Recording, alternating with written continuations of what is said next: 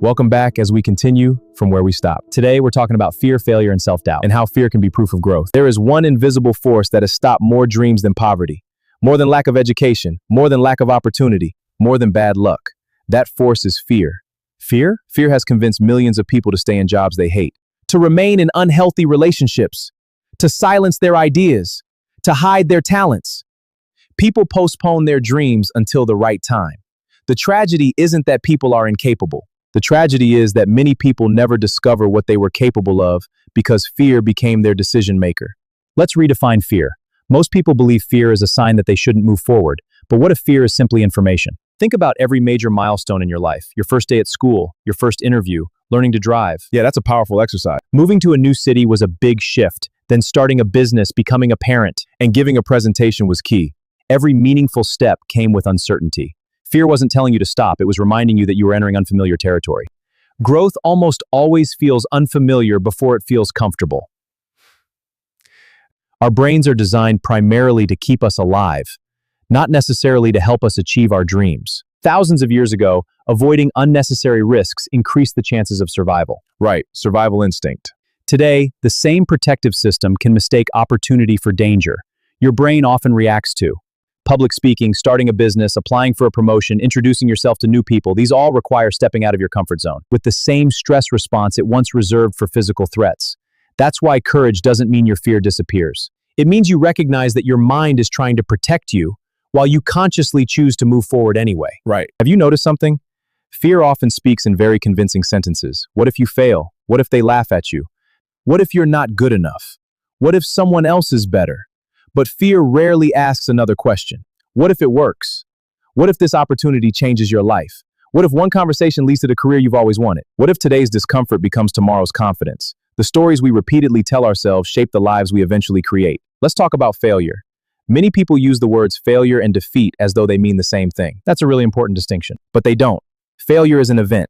Defeat is a decision. You can fail an exam without becoming a failure. You can lose a business without losing your purpose. You can experience rejection without losing your value.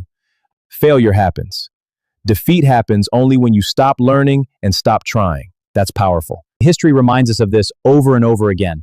Inventors created thousands of unsuccessful prototypes before finding one that worked. Athletes lose competitions before becoming champions. Writers receive rejection letters before publishing best-selling books. Entrepreneurs launch businesses that fail before building companies that succeed. Failure is often tuition. It's the price we pay for wisdom. The important question isn't, did I fail? It's what did this experience teach me that success couldn't?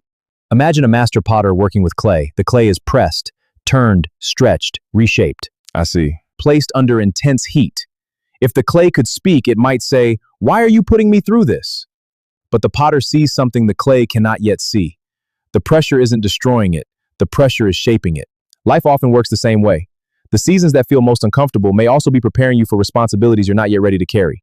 Without pressure, there would be no strength.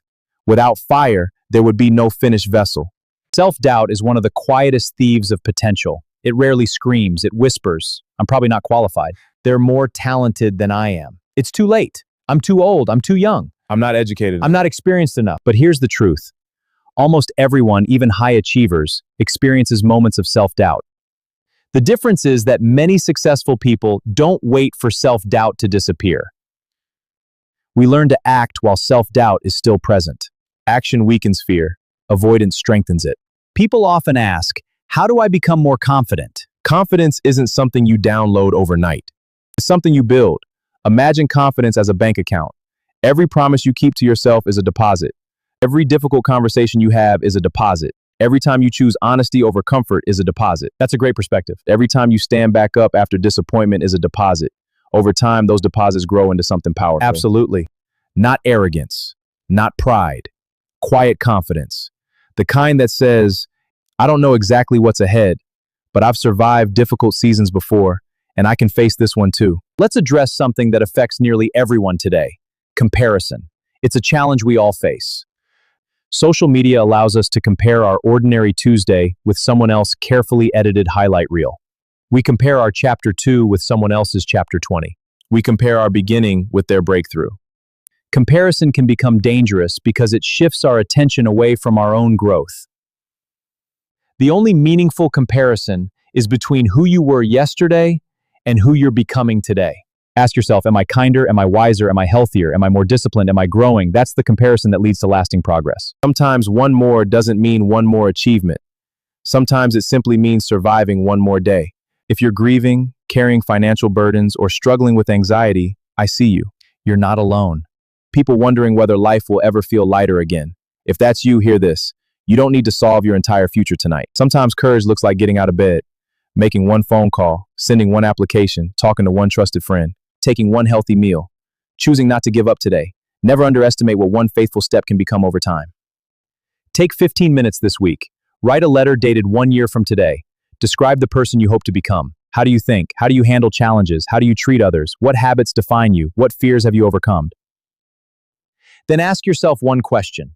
What action can I take today that moves me closer to becoming that person? Fear will visit every meaningful journey. Failure will happen. Doubt will whisper. Criticism will come. There will be days when progress feels invisible. But remember this, you don't need to eliminate fear before you begin. You only need enough courage to take the next step, and then another, and then one more. The people we admire aren't fearless. They're people who decided that purpose was greater than fear, that growth was greater than comfort. That's a powerful perspective. That service was greater than approval.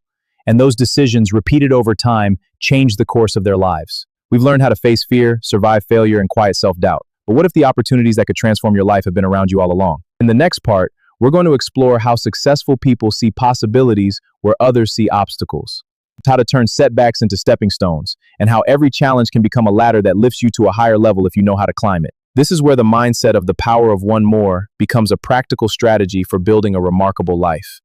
If you listen to us to this point, please like, share, follow, and tell us your opinion. We will be so happy to see you when we post part 6. Thanks, and God bless you. Thank you so much. I appreciate it.